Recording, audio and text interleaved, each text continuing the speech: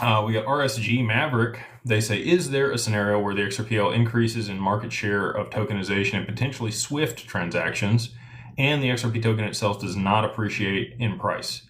ChatGPT and Grok say most likely yes. So XRP and its value proposition is to facilitate transactions.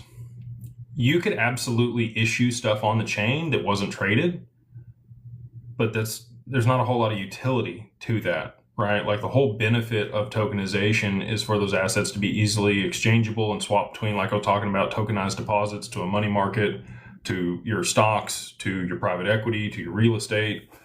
You would want all of those things easily transferable, and that would be the whole point of creating a tokenized representation of that value or a real world asset. So the hard answer is yes.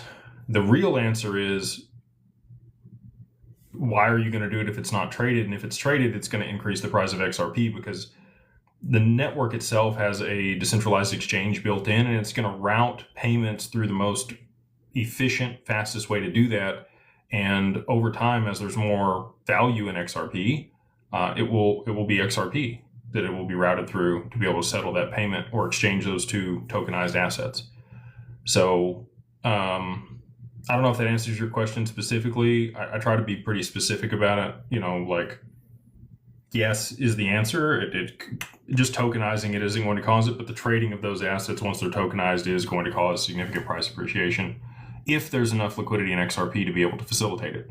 We're going to have to drive XRP to a value of around $100 before SWIFT and some of these other parties can really utilize the asset and settle through it, because at that point there'll be enough liquidity for them to be able to do so. And that mechanism I've described, through the domino theory and the ETFs and all of the other global macroeconomic events that will lead to the adoption of the asset and the higher price that we're all hoping for.